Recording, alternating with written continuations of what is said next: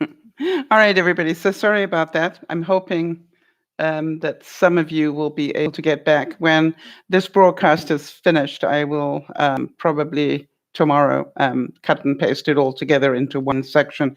But I did want to come back because I want to make sure that we do finish this broadcast in the right frame of mind. And I thank you for following me, even though we've had the gremlins come in today. And so around about this time, hi there, Jody, and hi, Kerry. Around about this time, I like to do the countdowns, and I thank Jody for reminding me about that. I did see the reminders. I just wanted to make sure that we did them towards the end. For those of you who celebrate Easter, it is 5 months away. In fact, nearly 6, but it's now into the 5 months. For those of you like me who do not do winter very well, you'll be pleased to hear it's only 153 days until spring. So, yeah, we can do that. For those of you who are romantic, know that it's only 3 months and 28 days until Valentine's Day. For those of you who have not finished your Christmas shopping, you have 67 days left. That's all. 67. Think about that. For those of you who are in the US, you have 1 month and 11 days until Thanksgiving. And please make sure that you remember that and get your recipes ready. For those of you who want to know when is daylight savings time, it's going to be in 16 days.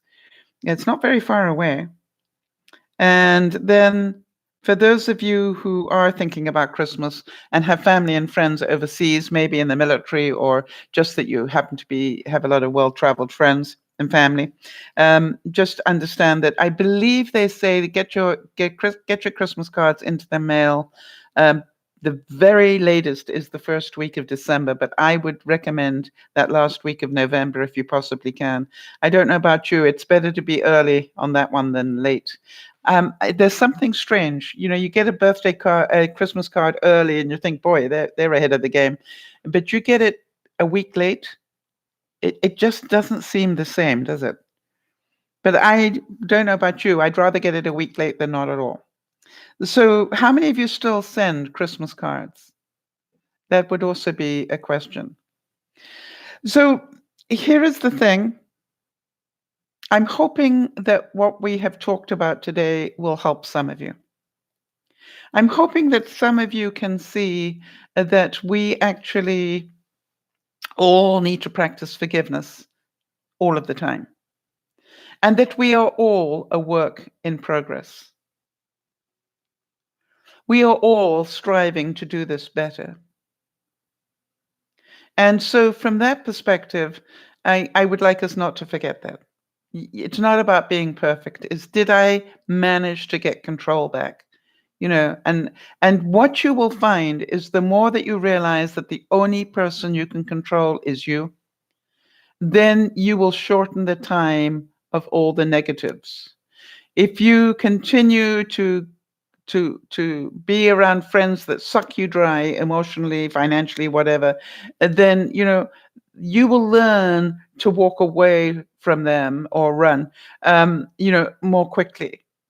All these little things that you do to help you forgive yourself for not having done it earlier will help you be happier in the future.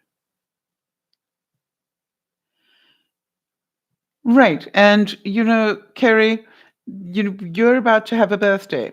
And Kerry's saying, I feel like an old maid because I'm not married, but I'm content not being married yet. I want to tell you, there are an awful lot of people, especially in this day and age, Kerry, who will be content never being married.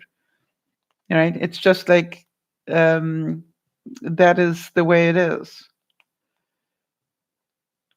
Yeah, Nyasha saying it's true. It's all about you and nobody else. I really recommend, Nyasha, that you replay. I'm going to put the 3 parts of this broadcast together, but it may be tomorrow until I get a chance to do that. But, because it is important for us to realize, I don't think that we necessarily will forgive everything, quite honestly. I think some of us will hold on to some things for our lifetime. But as my attitude always is, are you working towards it? Are you a work in progress? Are you working at forgiving and letting go? Are you working at realizing you have a choice to hold on to this burden that weighs you down or to just let it go? And, if we continue to blame, if we continue to hate, then they control us. It is when we can be happy regardless of their stuff that we have actually gained control of our life. So I encourage you all to do that. And like the lady of whom I spoke at the very beginning, whose whole family was wiped out in the Rwanda genocide, do you get some sort of idea of what she worked on so she could go back and look that guy in the face, because she found out who did it, and she looked him in the face and said, I forgive you. And by the way, then spent, and I want to give the rest of that story, she then now dedicates her life to helping all those children of the children who were left orphans. She was one of them. And so she now is working with the next generation to help give them back what they lost. Yes, Nyasha, I was going to put up the thoughts and prayers on Sunday because I believe that your mom is having the operation on Tuesday. Am I correct? And Jody will give me a reminder on that, I'm sure. But what I wanted to do was do it a little bit closer to the time, if that is okay.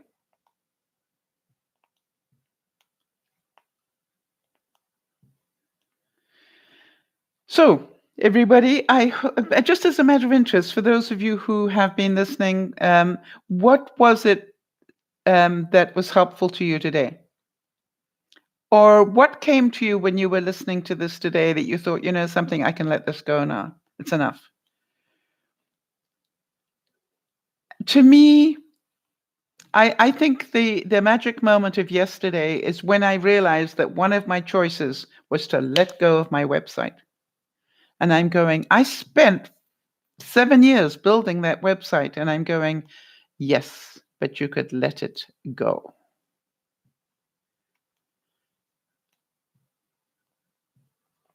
All right, so Kerry's saying, today has been a good day, minus a crazy homeless man blocking traffic in my lane on the way home from getting lunch. He proceeded to cuss my mom and I out for passing him. But still not the craziest thing I've ever witnessed in my life. No, and forgive him. He's angry and homeless and hungry. And he doesn't realize that, no, I had a problem with my website where it was advertising some Viagra type thing. You couldn't get in. I couldn't get into it to sort the problem out. It just completely had some malware on it that I couldn't get. I couldn't get in to the back door of my own website to fix it. So I had to get people above my pay grade to do some work on it. It was a horrible 24 hours of my life, but I believe it's all fixed now.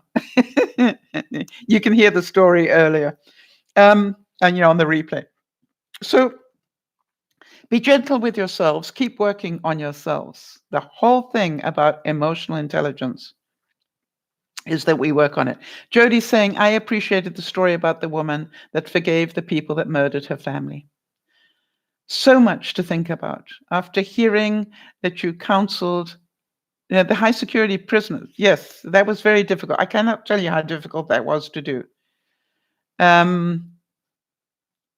It is one of the great memories of my life that I actually did that work. And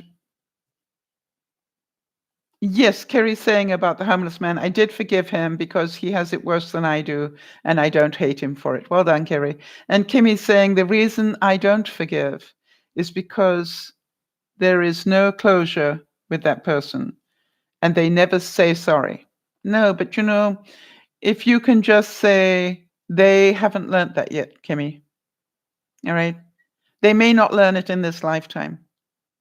So feel, if you can, feel some level of sadness for that and understand that we all have lessons to learn. That's why we're still on earth. So you can forgive them at one level. All right. You don't have to forget that they were rude.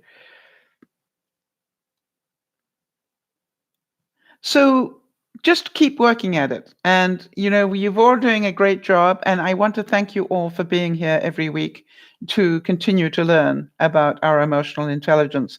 For me, I really enjoy putting the Friday broadcast together because I know that somewhere along the line, one of you is going to hear something and go, wow, I never thought of it that way before.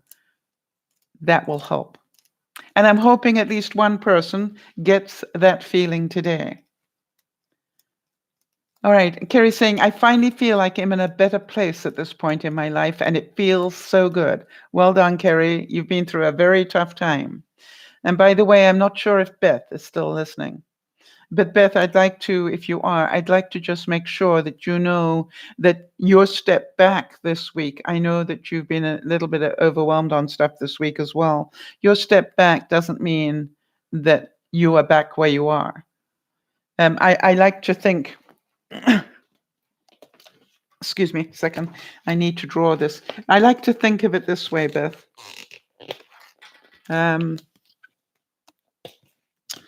It's like climbing a mountain. We climb, and then we seem to drop. It feels like we've come all the way back to here, but it's not true. We're here. And then we stay here for a little while until we're ready to start the mountain again, and then we go up and up and up until we drop. No, we're not here, and we're not even here. We are now here.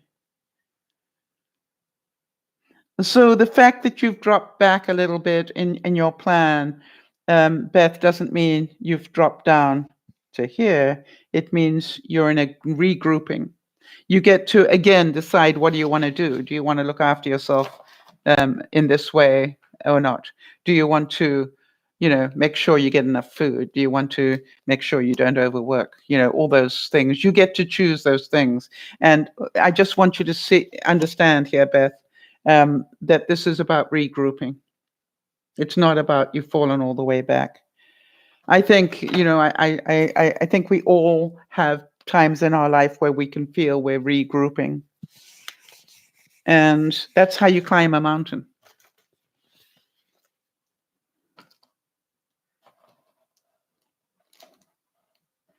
Okay. So what I ask you to do. All right. I've actually today, Aniasha, just so you know, I actually got a modern version of the Serenity Prayer that you might enjoy.